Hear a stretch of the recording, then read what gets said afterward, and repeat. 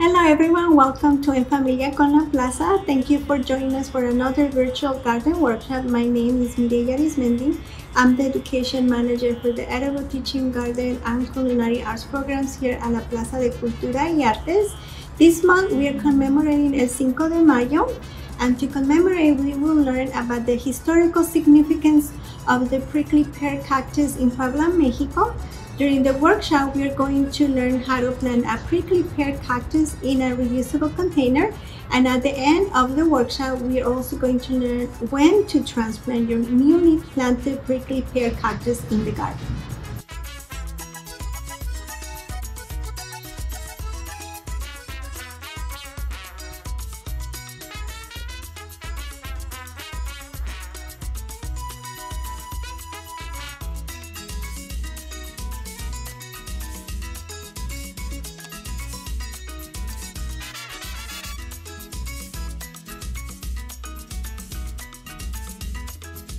Hello, everyone, and good morning. My name is Armando Rodriguez, manager of the Culinary Arts program here at la Plaza de Cultura y Artes, and welcome to our virtual field trip in Casa con la Plaza. Today, we are celebrating Cinco de Mayo, actually, this week, which leads up to our Family Day this Sunday. Join us. Our Dia de los Niños Family Day. And then in May, we're going to have our Cinco de Mayo Family Day as well. But during this week and next week, we are celebrating Cinco de Mayo with our wonderful family, students, teachers, and participants. So welcome to our virtual field trip. Today, I have the honor of presenting my wonderful colleague, Miss Mireya, the manager of the Edible Teaching Garden. And today, everyone's going to have a chance to participate in a virtual workshop that talks about cactus planting. So if you have your handouts, your lesson plans, and your materials, go ahead and gather them right now, and so that we can get ready for our workshop today.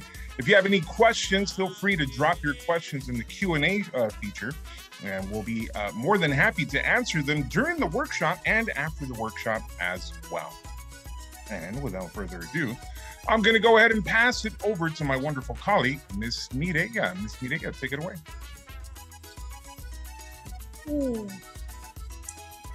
Thank you, Mr. Armando, and hello, everyone. Welcome to En Familia con la Plaza. Thank you for joining us for another virtual garden workshop. Again, my name is Mireya Arismendi. I'm the education manager for the Edible Teaching Garden and Culinary Arts programs here at la Plaza de Cultura y Artes. And as just to recap what Mr. Armando mentioned already, I will pause halfway through the presentation and at the end of the workshop to answer some of your questions. So if you have questions, please ask. And you can type your questions in the Q&A feature anytime so you don't forget. So please don't forget, ask questions. All right, so I'm gonna go ahead and share my PowerPoint to go over our learning objectives for today. All right, so this month we are commemorating El Cinco de Mayo. And to commemorate, we will learn about the historical significance of the prickly pear cactus in Puebla, Mexico. And during the workshop, we are going to learn how to plant a prickly pear cactus in a reusable container. And at the end of the workshop, I'm going to show you how to transplant your newly planted prickly pear cactus in the garden. But before we do that, we are gonna go over the materials you're gonna need today. And for that, I'm gonna go ahead and share my overhead camera.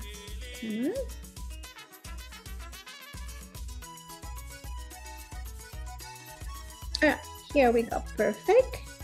And again, as I mentioned before we begin, let's go over the materials that we are going to need today. Now, we are going to need the following. This is what we're gonna need. We're gonna need, always be careful, one healthy prickly pear pad or nopal. We're also gonna need one medium reusable container like this one right here, some cactus soil mix, and then we're also gonna need 2 medium-sized rocks, We're also going to need one garden trowel, some thick garden gloves, some kitchen tongs. And now, if you don't have one or none of the materials, you can observe today and do the activity later. At the end of the workshop, I will be sharing online resources where you can download the activity procedure for today's workshop. All right, so I'm gonna go back and stop sharing, and I'm going back to my PowerPoint.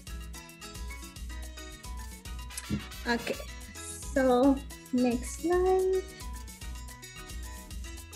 Okay, so now that we have all the materials ready, let me ask you a question before we begin our workshop.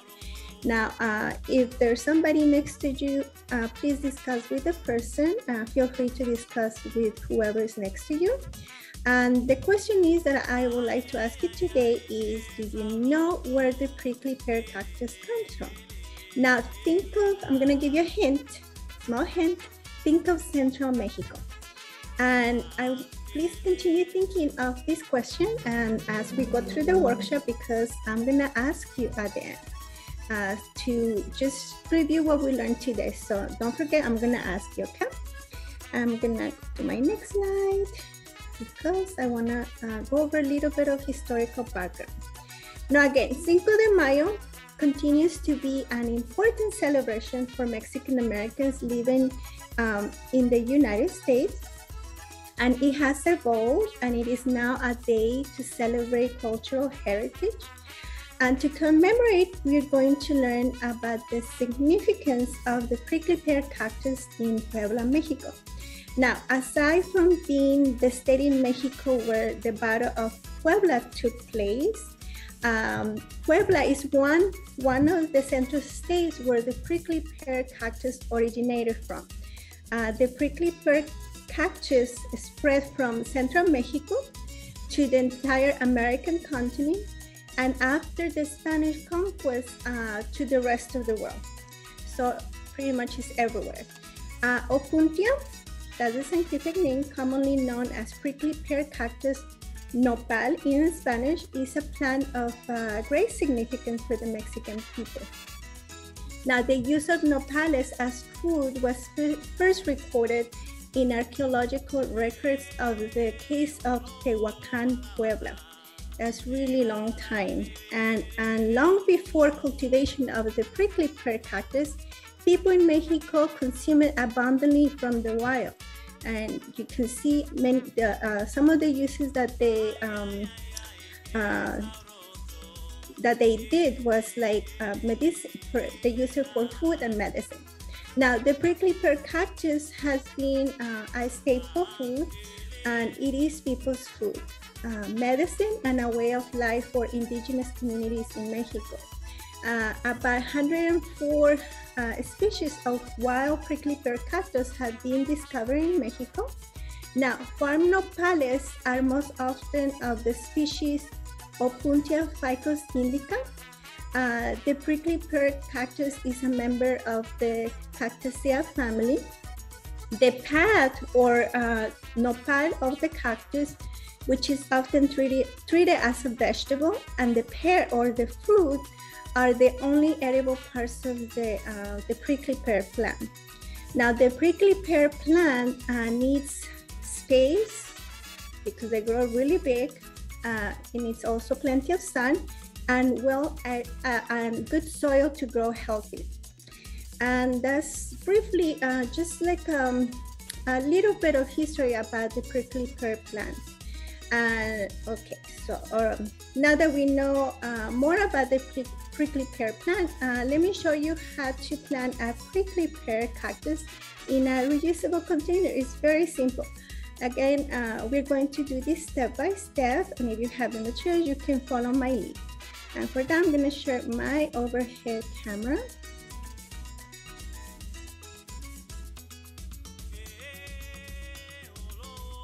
Okay. All right, so now that we have all of our materials, I wanna say something, caution.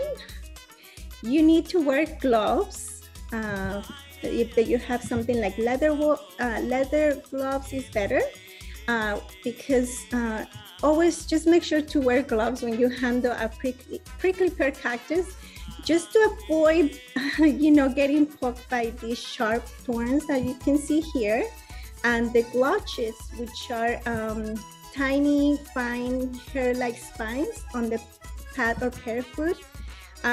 Today I accidentally, barely touch it, and it was very hard to remove them. A quick reminder: an adult will do most of the steps while children observe, because of the, it's a little bit hard to handle, so you have to be very careful. So first, what you're gonna do, you're going to find a healthy prickly pear like this one right here. Then you're gonna cut the path off at the base with a knife. As you can see, I already cut mine, so I'm just gonna hold it and show you how it should look. After you cut the path off at the base of with a knife, what you're gonna do, this procedure, you're gonna allow this side to dry out and heal for about 2 weeks. Once it's kind of dry, this area, then it's ready to be planted. Now, for the next step, what you're gonna do, you're going to add some moist soil inside the reusable container. This is about 6 inches, so that's good enough size.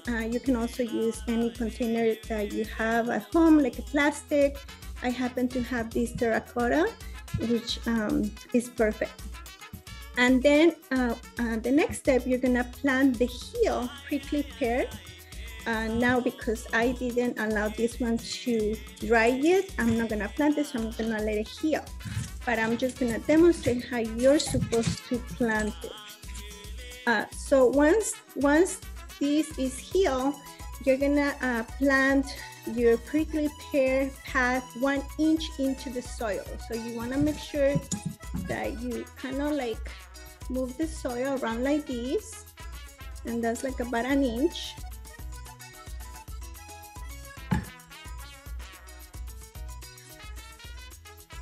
So that's like about 1 inch, right? And then always, again, make sure you use the kitchen tongs to hold the nopal, just like I'm doing it like right now. And don't forget, what you wanna do is to put a couple of rocks to support the prickly pear. Use 1 rock on each side, like this. Again, be careful with those thorns, something like that.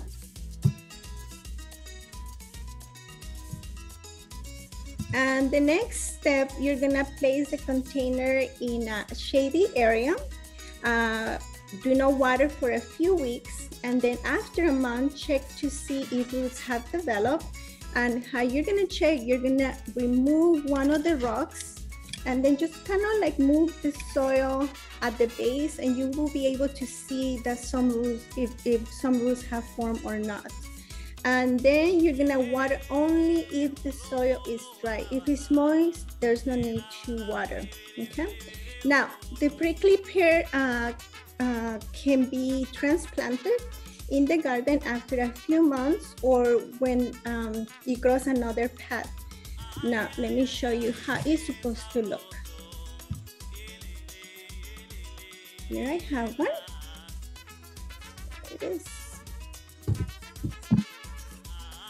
Okay, so once it grows a second path, like this one, like the one I have here, then it's ready to be transplanted in the garden, so that it grows, bigger.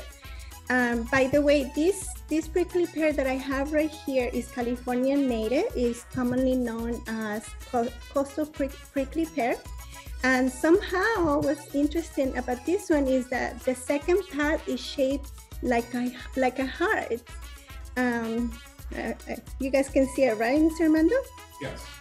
And I thought this is just so beautiful. Probably just loves, like the soil, and it's so happy that it's showing love.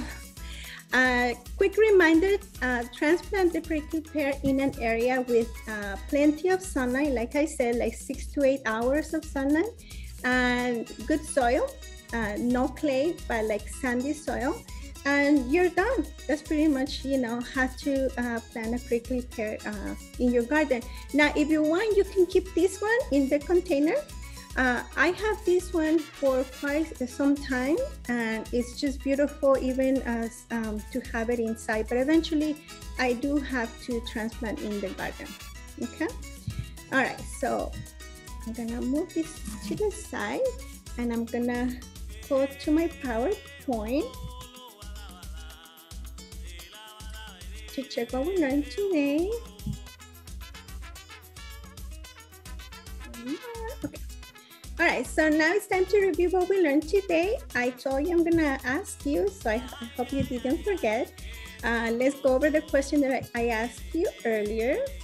So the question was, do you know where the prickly pear cactus come from?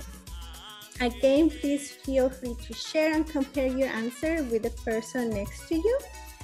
And I'm gonna give you a few seconds to try to figure out. Okay, so if you said Central Mexico, you are correct. Puebla is one of the central states where the prickly pear cactus originated from. The other states are Guerrero, Oaxaca, and also Puebla, of course, but that's one of the states.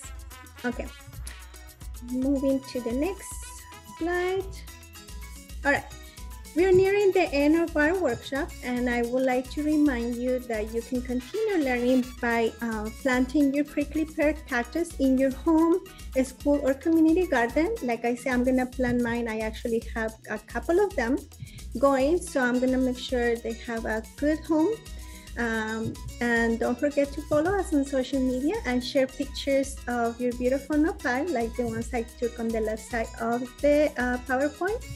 And don't forget to tag La Plaza using the hashtag En Familia con La Plaza and La Plaza LA. And please share with others what you learned today. We would love to see your lovely pictures.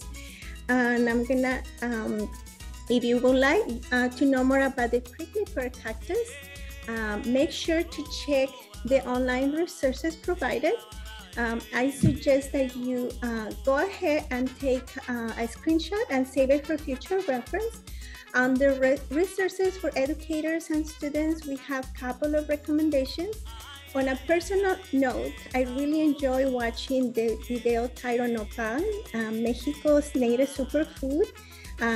Please check it out if you like to see something different. This is it.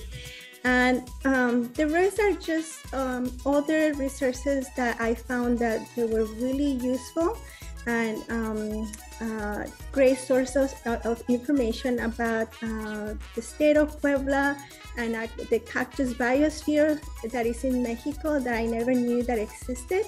And it's also a video that you can watch. And I learned actually a lot, and I got inspired to go ahead and travel to Puebla on my next vacation to Mexico. So that's on my to-do list when I'm down there visiting my family. My family comes from Guerrero, so it's not that far from there. And again, please watch the video titled Nopal, Mexico's native superfood. It's amazing. And then I'm gonna, again, last but not least, if you miss out part of our part of today's presentation, you can always go to La Plaza's website at www.lapca.org to download the activity procedure. And I'm gonna go ahead and pause and to catch my breath and answer some of your questions.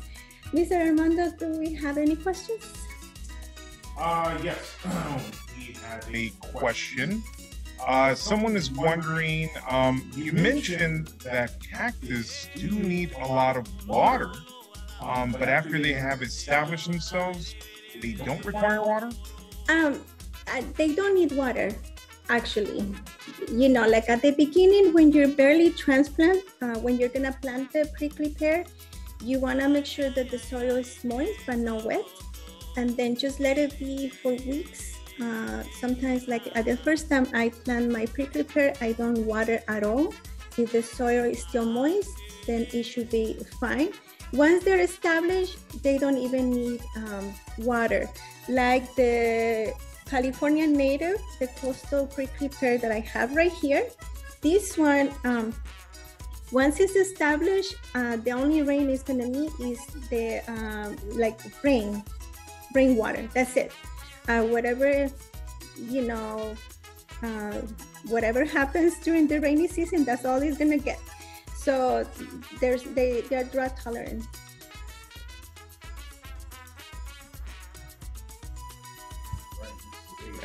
Awesome, wonderful workshop. We do have another question. Of course, we do want to recommend all of our younger students, all of our families who have little ones, please be very careful when planting prickly pears, cacti, and everything. We do ask you to be very careful. Ms. Mireya, can you add to that, please, por favor? Claro. Yeah. You know, prickly pear, like all plants, we need to be careful with them when we're gonna plant them. But this one needs special attention because of all the thorns and the blotches. Like sometimes even when I was moving these plants that I already have, like sometimes like the little you know, little thorns, you know, they fall off. They're kind of like here. You don't see them, and then but I feel them. So you always want to make sure you wear gloves. I like to wear like thick gloves, like leather gloves, before handling. And also this is your best friend to hold them. Thank you for the question. Absolutely. Another question: can you eat prickly pear? What are your thoughts on that? Yes, definitely. You know, it was people's food. You know, in Mexico, we eat them for everything. I know you had a wonderful workshop about that, and you can make salad. You can use it in with eggs. What else, Mr. Armando? You can definitely make aguas frescas. You can, as Ms. Mireya and I like making smoothies, yeah. like the smoothies, and there's like this healthy recipe, but it's a different story. But you can use it for so many things, and I know like it has a lot of benefits for people. I don't want to say, oh, this is good because I'm not a doctor, but you know, something you can research on. There's a lot of medicinal properties for the prickly pear, and I just feel I watch it like see. Next question. Ms. Mireya, are there any special types of topsoils or soils that go very well with cactus, or can any soil work out? What are your thoughts? The ideal would be a cactus soil mix because it has a little bit more sand compared to clay. It has some organic material, but it's kind of like a mix of all the three soils, but it definitely has a little bit more sand. So we recommend that one because it will have better drainage.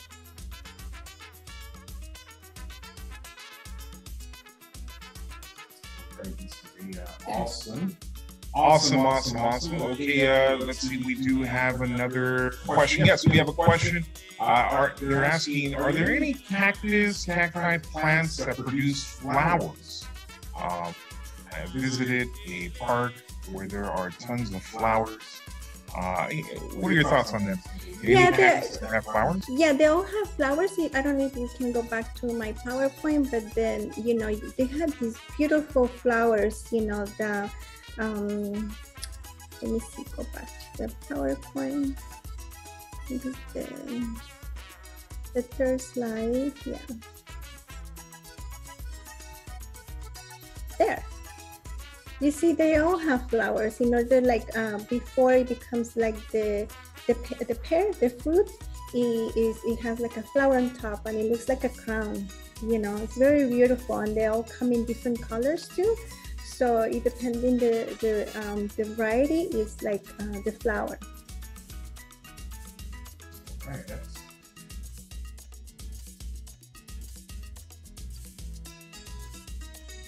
Well, any final thoughts to your wonderful workshop? I mean, it's such a great workshop. I'm learning so much about cactus and prickly pears.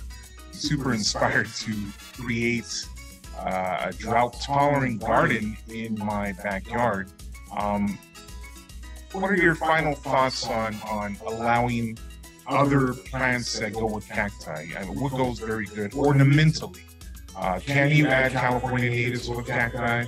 Or are there specific types of other plants that go very well with cacti? Yeah, definitely. I mean, I love prickly pear cactus. You know, there are so many varieties. One of my favorite, like I say, is the coastal prickly pear. It's native to California, and I have a couple of them at my home, and it just gives it that sense of belonging, and that we are in California, like in the coast. So it goes well with all California native plants, obviously, and it just gives it that beautiful dynamic that we are in California. So I highly recommend, if you're interested in getting rid of your lawn and, you know, adding more beauty to your garden. So definitely, yes. Excellent. Thank you so much, Ms. Mireya.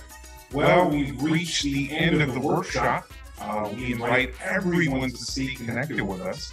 I'm going to pass it real fast to Ms. Mireya to give final thoughts on her workshop and a special invitation for this Sunday's Family Days. So I'm going to go ahead and pass it back to Ms. Mireya.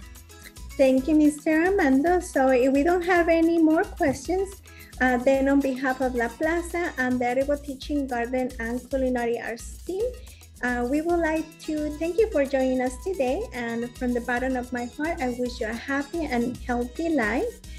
Muchas gracias gracias por acompañarnos y hasta la próxima. As Mr. Armando mentioned, really quickly, you know, our family day is this Sunday. I can't believe it. I know. We're not ready, but we are. We love to see you. Please come visit. We have a wonderful workshops for the little ones. We're going to be celebrating El Día de los Niños. So please join us. And again, thank you so much, Armando. That's it. Thank you so much. Good day, everyone. Bye-bye. Thank you. Don't forget to follow us on social media and share pictures of what you did today. Tag La Plaza using the hashtag En Familia con La Plaza and La Plaza LA. Please share with others what you learned today. On behalf of La Plaza and the Edible Teaching Garden and Culinary Arts team, we would like to thank you for joining us today. From the bottom of my heart, I wish you a happy and a healthy life. Hasta la próxima y gracias por acompañarnos. And don't forget to join us for the next art workshop. Thank you.